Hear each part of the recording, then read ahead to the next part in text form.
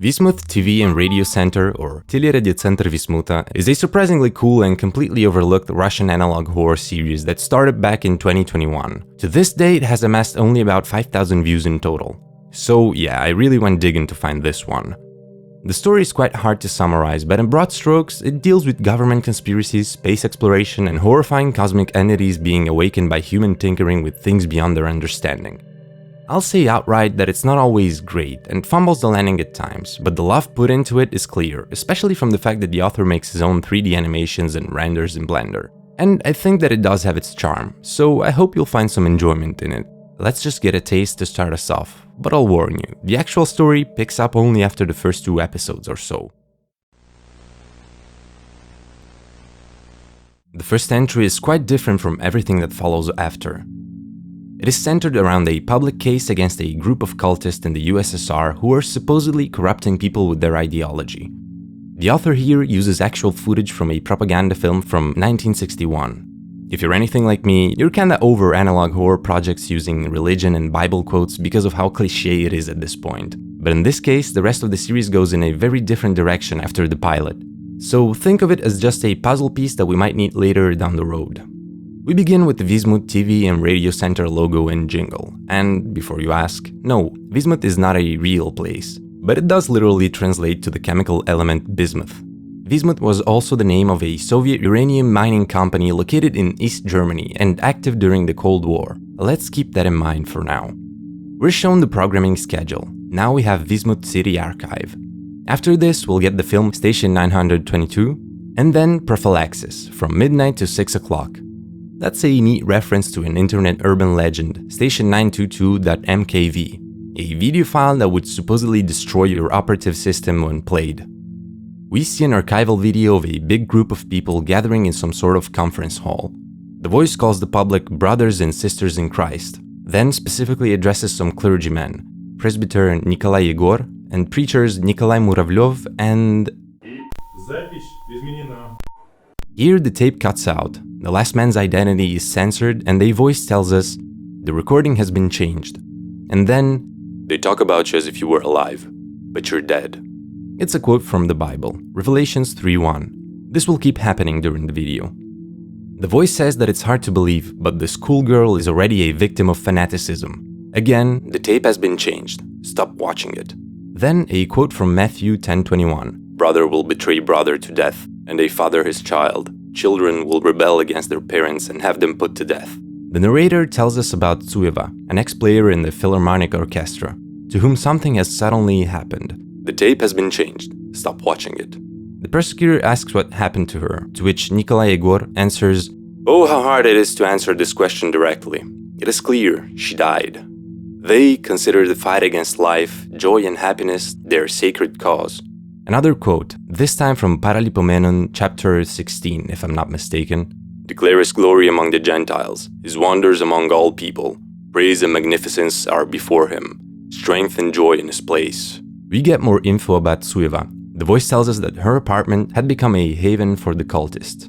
Right here we find the lair of the cultists, the haters of all living things. They would lock their doors and draw their curtains, and their leaders would torment the minds and souls of the people they had deceived, sometimes for hours on end. And we'll put a stop to this. And we see a man introducing the case against the cultists. Then another interruption, this time from Genesis 15:14. "But I will punish the nation they serve as slaves, and afterward they will come out with great possessions." Followed by more glitching and another quote which is mostly cut out, so I can't really figure out where it comes from. Then we suddenly cut to the end of the case against the cultists, where we're told that in front of the people they've been judged, but their victims live among us, and we have to help them free themselves from the darkness. May life triumph. And the first episode is over. So, a couple of thoughts. First of all, I like the use of actual archival videos. I'm generally a big fan of reframing already existing footage to make something new out of it. Second, for how cliché the whole biblical angle might be, I'm personally always fascinated by stories having to do with cultists and stuff like that for some reason. I don't want to spoil what's to come, but I'll just say, for now, that what might seem like a standard case of Soviet satanic panic might be implying something much darker. Of course, one question this episode raises is, who modified the tapes? And why do they tell you to stop watching? let's keep going. At the start of the pilot, in the programming announcement, we had a mention of the Prophylaxis, shown to last basically the whole night. Here we see what it actually is. We're shown a depiction of a worm, called Misakop. The name is derived from two Greek words meaning inside and skull. It's a parasite that attaches to the human corpus callosum, a bundle of nerves that connects the two hemispheres of the brain. They are between 10 and 15 millimeters in length and live in colonies. What makes them unique is the telepathic connection between the members of the colony that have a host. We get the various stages of the disease. First stage, 2 to 7 days after the infection. It's characterized by heavy nervous exhaustion, anxiety, and irritability. The subject might also suffer from painful sensitivity to light, aka photophobia. Second stage, 10 to 14 days after the infection. The subject starts hearing words, conversations, or phrases that judge their behavior or threaten them. It's important to remember that these voices are unfamiliar to you. Third stage, 14 to 28 days after the infection. The subject starts having sensations in their body that are hard to describe, as well as feeling hot, burning, or aroused. Fourth stage, 28 to 35 days after the infection. The subject claims that the parasite speaks through their mouth, walks with their legs, and does things with their hands.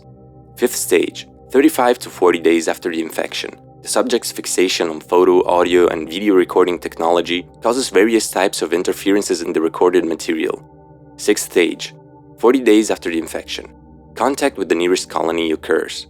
We then cut to a new section. We see the logo of the Ministry of Ethics of the Soviet Union, founded in 1953. And yes, it is made up, if you're wondering, with, if I'm not mistaken, Tchaikovsky's June section from the Seasons playing in the background.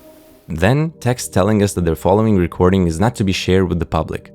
We see Romanov Arkady Vladimirovich, attending physician, and Bondarenko Vladlen Sergeyevich, patient. We cut to a CCTV recording of a man in a padded cell. I'm assuming this is Bondarenko, who's complaining about the fact that they've been keeping him there for days and that they got the wrong guy. The recording cuts to some time later. We see that there is now writing on the walls and floor, and Bondarenko is holding his head in his hands and breathing heavily, looking quite scared. Then we see even more writing around the room, and Bondarenko is just standing there and laughing manically. Then he's just sitting on the ground and singing some melody, while a shadow passes in front of the cell. Forward again, he's sitting in a different spot, and the shadow stops at his cell and opens it. And it seems like it says, "Let's go." And Bondarenko runs after it. The voice from before tells us, "The disinformation that identifies Bondarenko as an American spy has been successfully spread throughout Wismuth and the neighboring districts." And I'm not completely sure if I hear that right, but I think it follows up with the details, or perhaps pictures, of Bondarenko and his associate have been sent to all police stations. And the episode ends. So between these first two entries, it still seems kind of scatterbrained. We have that whole thing with the cult, we have telepathic parasitic worms, and we have this man, possibly an infected individual, seeing as he's addressed as patient, on the run with his associate. There are some easy critiques to be made here, like the frankly tiresome presentation style that everyone was doing and is probably still doing with analog horror, the cliché, "this tape is not to be shared with the public," and just overall the fact that nothing too notable or unique has yet been shown to us. But I wouldn't have picked this project if there wasn't anything more exciting than this going forward. So let's get into episode 3, where things finally become a bit more interesting.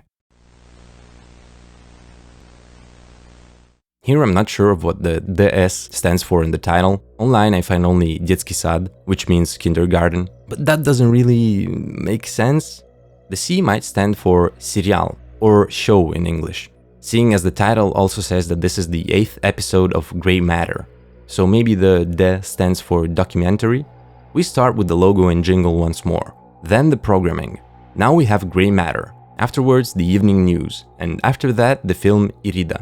Probably a reference to the Greek goddess of the rainbow, Iris. This 8th episode is titled The Brain of the Dying. The narrator tells us, "Many people who've had a near-death experience recount how they floated through a dark tunnel towards a light, how they spoke to dead relatives, or how they would see, from outside, the doctors trying to save them. These images are called residual signals.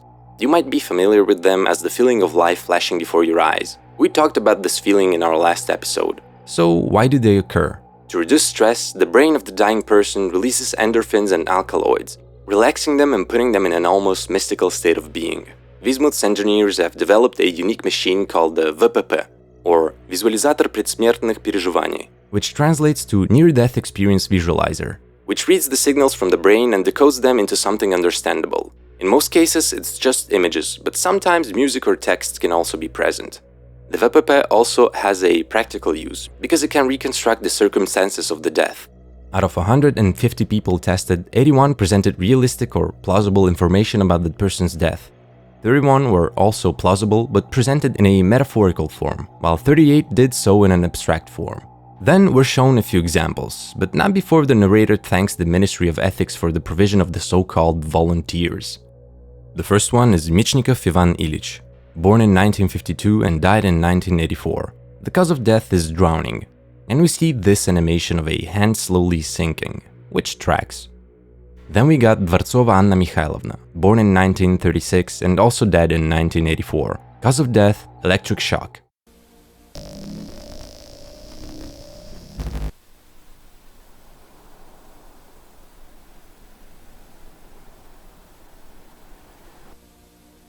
Huh, interesting. The text at the bottom says, messenger? Next one is Yevsukov Vladislav Valerievich, born in 1944. Cause of death, arsenic poisoning.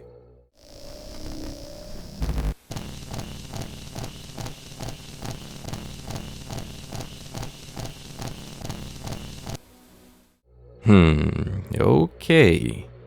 Then there's Amayev Merbek Hazanovich, born in 62. Cause of death, severe skull damage from blunt force.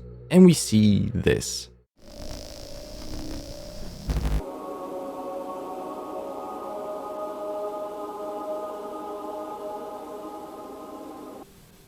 Alright, the text that appears says strength and unity.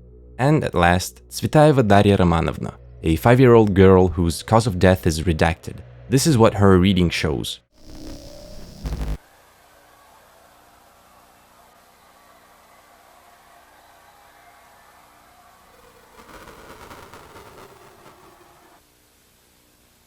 The numbers that appear at the bottom translate to "The last shall be the first. This is a great blessing," which sounds like Matthew 19:30, and then "He is here," as what looks like an eye in the sky opens and people's scream can be heard. So, this one seems to finally take the series somewhere more unique with the introduction of the visualizer and with whoever this dark figure is. I'm assuming from the text shown that it's some sort of messenger tied to whoever the he mentioned at the end is. Perhaps some sort of eldritch god is coming to our reality and he is his herald? But why does he appear to dying people and what's his purpose? I also find it funny how the Ministry of Ethics is the one providing the so-called volunteers for this study. If you look at the causes of death, they kinda seem too random, you know what I mean? Are we really to believe that these people died by accident? Or perhaps they were killed for the purposes of the experiments with the visualizer. This all kind of recontextualizes the first 2 episodes. We might look at the cultists as followers of this incoming god, and I assume that the biblical messages refer to him. Moreover, seeing as one of the phrases here is strength and unity, I think that the Misakop worms have something to do with it. But we still have very little information, so let's keep going. This episode actually has English subtitles, so I'd encourage you to watch it for yourself and then come back here. At the start, we see 2 familiar faces. The first is the associate of Bondarenko, the guy on the run from the 2nd episode. The other is the same girl we saw at the end of the last entry, the one whose cause of death was redacted. We're told that this is Tsvetaev Alexander Valerievich, who apparently is an employee of the Wismuth mining and processing plant, and his granddaughter. They supposedly came to the Proton Sanatorium on holiday. This video is an explanation of what the sanatorium is. First of all, they tell us some of the different procedures available. The visitor starts off with a medical examination performed by Arkady Vladimirovich Romanov, who we've already seen as Bondarenko's doctor, in order to assess pathologies such as chronic fatigue or anxiety. Now we got the hyperbaric chambers, which are not only equipped with pressure regulators but also humidity and temperature controls. A pine needle bath follows. The steam and heat favor blood circulation and allow healthy substances to penetrate through the skin pores. Then, the patient can go to the first floor where more pools are located. After that, there's a hypnotherapy chamber, in which the rotation of the lamp supposedly helps to relax the brain activity. Then the voice says this. Ты ничего не видел в горах, Саша. Ничего не видел, ничего не видел. You didn't see anything in the mountains, Sasha, and it didn't see you. And here the nickname Sasha probably refers to our Alexander Tsvetaev. Then we got warnings. It is very important for Alexander Valerievich to follow all the orders from the attending physician and the security officers, no matter how absurd they may seem. Also, like all vacationers, he's forbidden from entering the basement, which is for personnel only. The sanatorium is located in the woods, and to keep it safe from wild animals, it is surrounded by an electric fence. And there are also watchtowers along the perimeter. If you get closer than 20 meters to the fence, you'll be punished. So yeah, needless to say that some weird shit is going down at the Proton, and it's all under the guise of a health resort. All of the security measures are pretty obviously designed to keep people in and not to keep wild animals out, as they say. And something tells me that the people who vacation there don't do so out of their own free will. If we connect some pieces like Dr. Romanov being the attending physician and Bondarenko being his patient, we might guess that the prison in which the latter was held was located in the Proton sanatorium itself, probably in the basement. And seeing as Tsvetaev is referred to as his accomplice, it might have been him that let Bondarenko out. We might also wager that the near-death experience visualizer experiments are being held at Proton, and that's how the Ministry of Ethics is providing them with the so-called volunteers.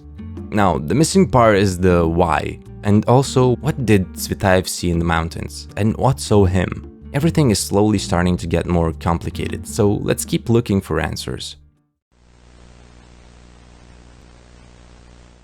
The fifth entry is a bit different, and by the way, English subtitles are once more available. We start with an image taken inside a warehouse of some sort, where we can see what looks like a dead body and a broken gate. Judging by their condition, both seem to have been hit with a great force. The voice tells us that Tsvetaev and Bondarenko, once again addressed as American spies, have escaped through this shipping area and that they've stolen some rare ore samples. The two perpetrators are hiding in the forest and they'll be caught soon, according to the narrator. Then we abruptly move on to the 5 winners of the Winter Photography Contest, which will all win a ticket to the Proton Sanatorium and a new professional camera. In 5th place we have Alexei Vozhnezhensky, with the Russian cityscape with the cleanest air ever. In 4th place we have Alexandra Kalinina, with some kind of mansion with a Christmas tree in front of it. Then 3rd place, Ivan Taranov, who seems like a serial experiments lane enthusiast. In 2nd place, Danil Demyanov, with some pigeons on a tree. And the 1st place goes to Vladislav Zamyatin, whose name is for some reason censored, with a picture of a statue of Lenin. While the voice starts congratulating the winners, this happens.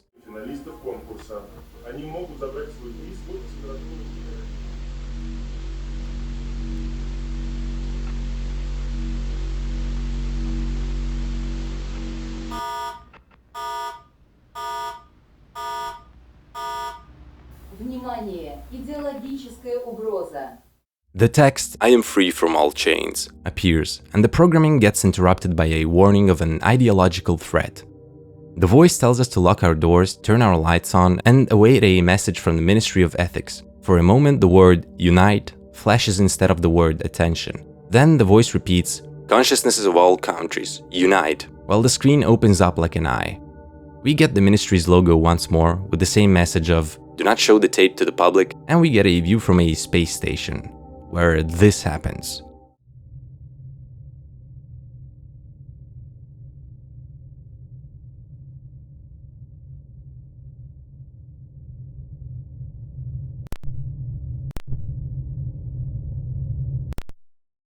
So, alright. We got some more info on our 2 rascals, Tsvetaev and Bondarenko, and we see that they stole rare ore samples, so whatever they're mining in Wismuth is obviously important to the story. The whole photography contest doesn't seem to have much information outside of showing us how the people are reeled into the Proton facility, and to obviously show us that interruption from the messenger. Of course, we also get that explosion in space, for which we have no explanation at all yet.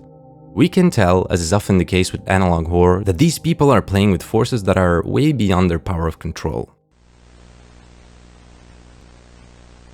This one starts out seemingly where the last one left off. We see the huge exploding shape in the sky, while the narrator talks about a unique weather phenomenon and that there's no need to worry, before being cut out. Here, the voice tells us that in this place, the largest hotel complex in Asia will be built, but she also gets cut off. This time by the ministry's logo. A wanted notice appears for a man, Sevilyov Pavel Petrovich, The offense is, apparently, buying a record from his neighbor by the ideologically harmful band Iron Maiden, and allegedly printing self-published literature. He's designated as a potential threat, and we're told that his genetic material compatibility is 98%. Compatibility for what, exactly? He is to be deported to the Nautilus station. And then we get a phone call between Savilyov himself and the police. He's calling to tell them that he's just been shown on the TV. They say he committed some crime and has to be taken to some station. The woman on the other side is very dismissive. He keeps insisting and the woman gets interrupted by someone. She adds that Comrade Major wants to talk to him. And for this part, I'll provide subtitles for you.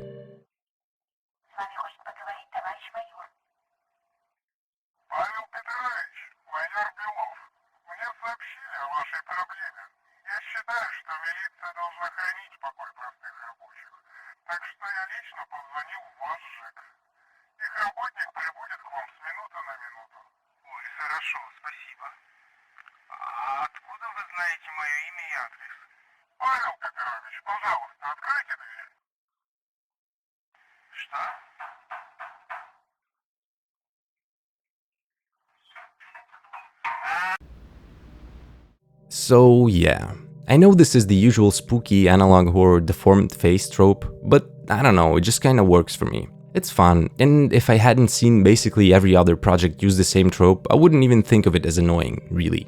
The context itself is obviously also quite spooky. What with the secret police coming at your house in like 3 seconds to steal you away?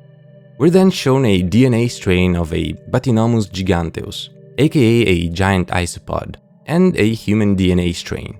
They seem to be trying to synthesize a union of the two genomes, and after 2 failures, they finally managed to do so. We get the installation of a womb and of a chitinoplast, whatever that is, and they perform the fertilization. And we see them observing their creation. This one raises one fundamental big question. Why would they want to synthesize a human isopod hybrid exactly? I feel like we skipped over some important stuff here. Well, maybe we'll find out later. For now, we saw the ministry directly acting on kidnapping people for their experiments. And we see what I'm assuming is their leader, Major Bielov, who has some obvious problems going on with his face. The whole Iron Maiden and self-published literature bit is obviously just a front to kidnap a man who apparently has almost the same DNA of a giant isopod. I don't know how that works really, so don't ask me. But I want more info on what that huge spiky explosion is, so let's move on. We get the jingle and programming once more. Now there's healthy eating, myths and facts. Then we'll get the evening news, and afterwards a cartoon called Uranium Night. Now this might mean nothing at all, but remember when I referenced the Soviet mining company Wismuth, operating in Germany? Well, they were mining uranium. Don't know if the connection here is purposeful. So the structure of the show is pretty simple. At first we get a myth about healthy eating, and then we get the true fact. Like, myth: chocolate is bad for your health. Fact: dark chocolate strengthens the immune system and stimulates mental activity. Myth: the fewer meals, the better. Fact: in a day you should have 3 full meals and 2 to 3 snacks. Myth: eating human flesh leads to incurable neurodegenerative diseases. Fact: the meat of one's own species is easier to digest and has beneficial effects on the body. They also tell us that the negative rumors about cannibalism have been spread by the bourgeoisie for their own benefit. If human meat is processed according to the Ghost method, it is safe to eat. So, of course, the scientists of Wismuth had to prepare some experiments using volunteers provided by the Ministry of Ethics. They had 3 groups of people: Alpha, Beta, and Gamma. The Alpha group, composed of 20 people, was euthanized. Then their meat was processed according to the Ghost method and used to prepare a number of dishes from the Book of Healthy and Tasty Food, which every good housewife has on her shelf. So, Group Beta was fed these meals, while Gamma was the control group and would eat the usual pork and beef. And the 2 groups didn't know what they were eating. Within a month, the scientists noted that the Beta group would have better physical and psychological resistance to stress. And when it comes to taste, apparently the subjects said that their meals tasted excellent. Yeah, that guy doesn't look too happy to me, to be honest. Then some experiment logs follow. We got log 16. The doctor is obviously our good old friend Romanov. The subject is Holmov Ivan Davidovich. The purpose of the experiment is to test the subject's ability to regenerate. The tool used is a sledgehammer.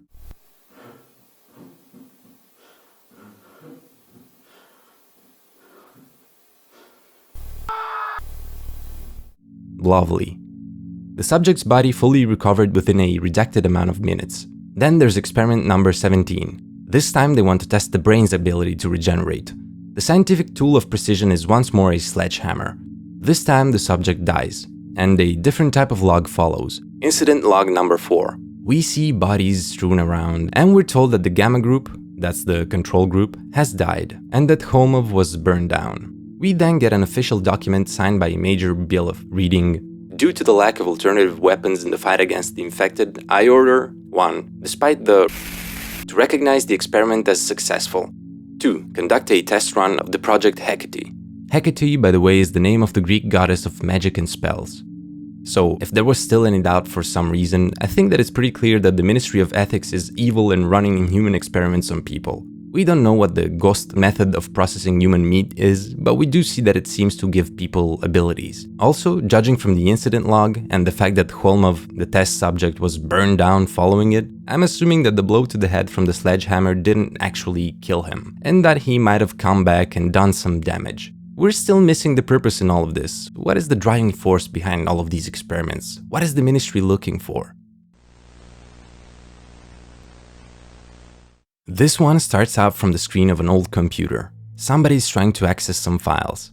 The first page they open is the morgue, then the near-death experience visualizer one. But to access it, they put in a password which translates to meaningless and dim light. They access the recording and only 2 files appear. The Nautilus incident from the 15th of September 84 and the Colony incident from the 17th of November. They open the second one, and we get a note saying that this recording is stored in Major Bielov's office. They start the video. We get a first-person recording of somebody exploring what looks like a typical Soviet building. Sometimes we get pieces of text. "For now it's all quiet. I'm moving to the second story. A part of the ceiling is fallen. I can't get through. Turn around." Understood. I remember this corridor. It used to be much shorter. When? About 2 years ago. It's funny, but as a kid I used to ride a bike in it and it seemed like a racetrack to me. Don't get distracted. I'm sorry. Oh god, fuck! Report. I saw something right in front of my eyes. No, that's not right. Something in my head. It's hard to describe. It's like my life is... The path is blocked by a closet. I should move it and go further. No, go to the opposite direction. But I could follow the order.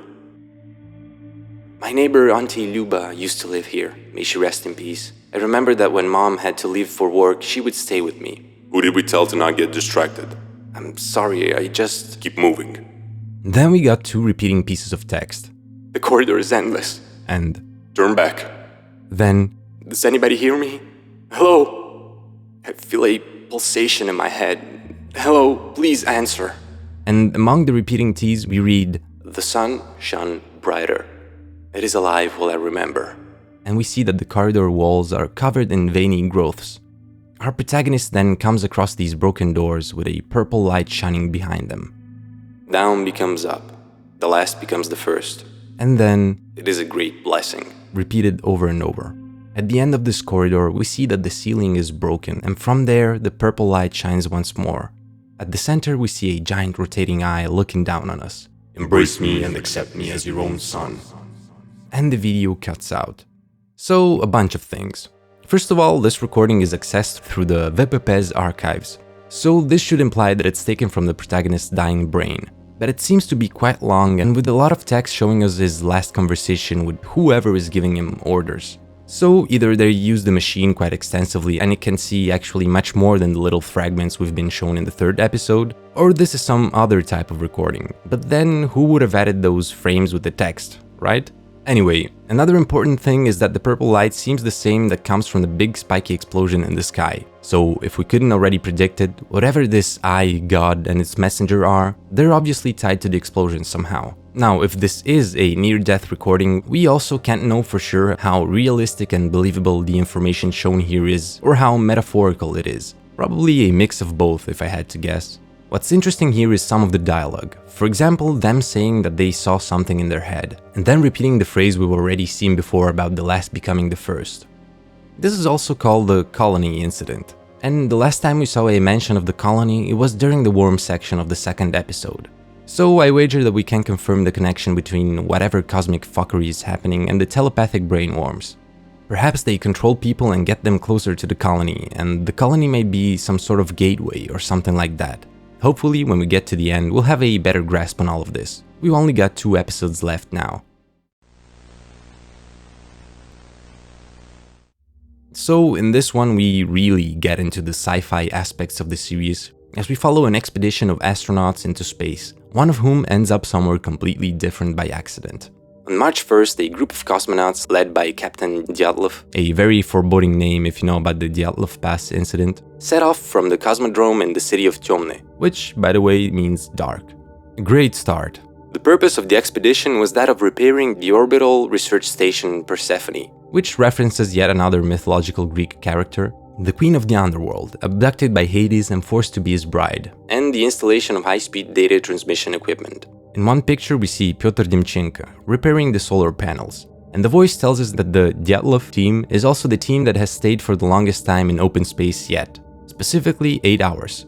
Their capsule has landed back in the forest near Lake Lama in the Ural region, and everything seems alright and the crew's physical and mental condition seems fine. But of course it's not as simple as that. For a moment we see object number 3, a spiky crystal-like mass floating near the space station, followed by the now familiar ministry logo. We're going to be shown the report of the discovery and autopsy of Captain Dyatlov's body by a Dr. Vidensky. We're told that his remains were ejected from object number 3 and transported to MLM Mercury. As we can see, his helmet was broken, and we're also told that particles of an unknown chemical compound were found in his nasal cavity. His body was completely dehydrated and black, absorbing 98.7% of visible light, which makes him look like a dark void. We're also told that this blackness is similar to object number 1, which we haven't been shown yet, but they'll request permission to access the object to establish possible connections. Dyatlov had a backpack with a camera on him to test the Hermes system. The audio tape has been lost. They deciphered part of what he was saying from the spacesuit black box. In the first recording, Dyatlov says that he has no idea of his location, that he got there through the crystal. In the process, he broke the helmet, but he can breathe in this place, though the air is full of a thick purple fog, smells like chlorine, and burns his nose and eyes. He calls this arrival spot Point Null. In recording number 2, he keeps exploring. The water here is pale green, and glowing algae grow in it. They seem to consume anything that falls in it, as he noticed by trying to touch them with a stick. In recording number 3, Dyatlov notes that strange pillars with holes on the top sometimes can be found in the water. He says that they must be man-made, but that he doesn't want to meet the locals. In number 4, he says that he lost his sense of smell. In number 5, he observes that there are no animals at all here and that he's very hungry. He might have to eat the bark from the trees, which are all bare and black. He starts repeating that it looks like death from starvation awaits him. In recording number 6, he says that he's been walking for what feels like 4 hours. He just keeps going, sometimes stopping for a smoke. And the fact that he has cigarettes stashed in his spacesuit is such a Soviet man thing. In number 7, he comes across what looks like a settlement, and after observing it for a while, notes that there seem to be no signs of life. In number 8, he comments further, saying that there's nothing but bridges and triangular houses, made from the same material as the pillars. In the next one, he says that he heard some sort of half growl, half howl from above, and that he's turning back. Finally, in recording number 10, we see what made the sound, and Dyatlov theorizes that it's because of this thing that nothing's alive out there. He tries to hide in the forest, but his red suit is too easy to spot in this landscape. In his last recording, he says it found him, and that he's running with all his strength to Point Null. And that's it. So, this was a pretty huge reveal. I'm assuming that Object 3 is the same thing we've already seen before in the sky, the one that appeared like an explosion, or at least that it's the fruit of that explosion. We see that it's some sort of crystalline structure capable of transporting matter to some other place, either another world or another planet. We've also seen the space station being damaged by that explosion, so maybe that's why they're flying out there to repair it, and since they were already there, they sent Dyatlov to check out the object. Or the whole thing about the crew coming back is just a lie, and the destruction of the station happened while they were up there and Dyatlov was the only one transported through it. We also had a mention of object number 1, which has the same black void look as Dyatlov's recovered body. And the first thing that came to my mind was the figure of the messenger, but of course it could be something else. I also want to point out that the frames from the other planet or world look like renders straight out of Mortal Kombat Deception's Conquest mode, which is like a 10 out of 10 compliment for me because that shit was my childhood. So it seems that whatever merge is happening or whatever is coming through to our world might be doing so through the crystal, and that it comes from that world. Could it be the flying creature that ended Dyatlov's life? Is it actually responsible for how barren the other side is? Is this a Galactus type of situation, where we have a herald preparing the arrival of a devourer of worlds? Well, let's check out the final episode in this series and see if things get cleared up. We start with the face of Tsvetaev Roman Alexandrovich, probably the son of Alexander Tsvetaev, judging by his patronymic. He was born in 49 and died in 81, so before all of the events we've been shown so far, which mostly seem concentrated around 84. He was a shift supervisor at the Wismuth mining and processing plant, and we're shown what is probably his skeleton lethally damaged in different places.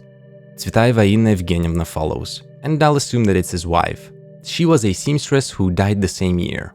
Once more, we see a damaged skeleton. And we have the old man himself, Alexander, who's still alive. He's a veteran of the Great Patriotic War and is diagnosed with a progressive anxiety disorder after finding the... We then get a scene similar to what we've already been shown. A man in a padded cell. Judging by the beard, it might be Alexander himself. He slumps down in apparent desperation. Our Dr. Man Arkady Romanov is back once more and is indicated as the experiment leader. Major Bielov follows as the senior overseer. Then we see little Daria once again. We see that she's the subject of the experiment, and its purpose is testing her ability to enter the ether, in search of the real body of Interesting. We'll come back to this. We then hear the girl's voice in the laboratory. She asks if she can see her granddad after the experiment. The scientist doesn't answer and just tells the others to start the near-death visualizer. We see some trees, and Daria says, "I see him. This is his palm. This is his arm. This is his body. And these are his friends." The scientist seems worried. He says that something's happening and asks Daria what she sees. She answers, "He wants to show me something." And we see the eye in the sky once more.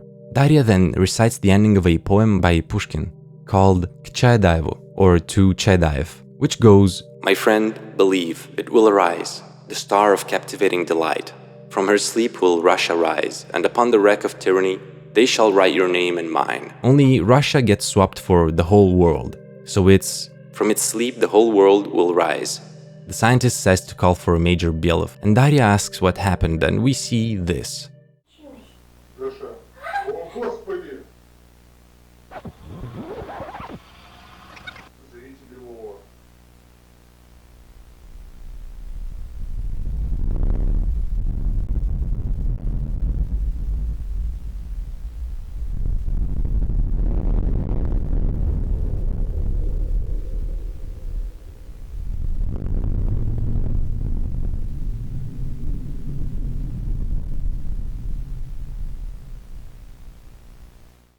The Dark Messenger appears once more and seems to steal Daria out of reality in a fraction of a second. I guess now we know why her cause of death was redacted.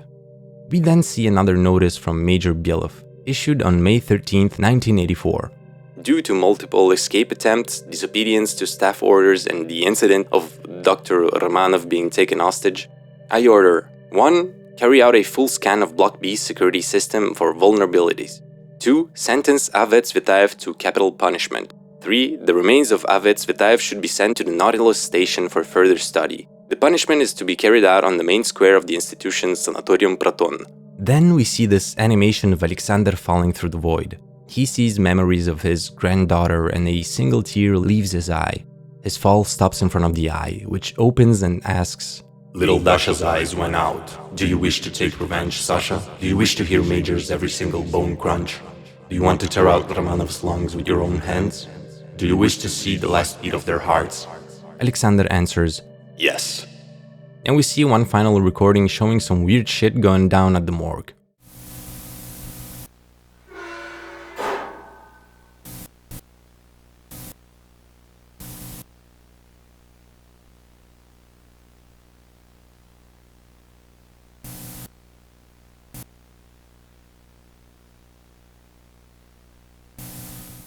There's a lot to analyze in this one.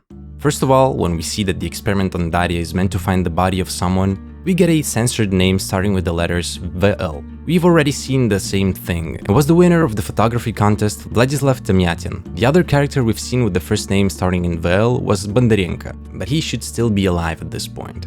I can't confirm that it's one of the two, but those are the only connections we've got. We know that he and the other winners of the contest were invited to the Proton Sanatorium to get some rest, as they call it. Anyway, it's still weird that they would refer to them by their first name, so maybe this is somebody else.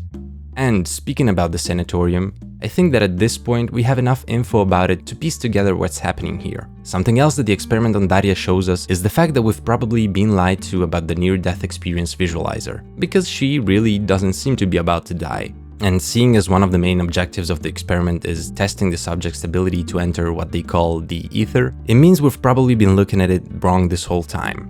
The real purpose of the machine seems to be that of transporting the subject's consciousness into the other world, the one that Dyatlov was exploring before his death. And we know that the astronaut was transported there through the crystal, or object number 3.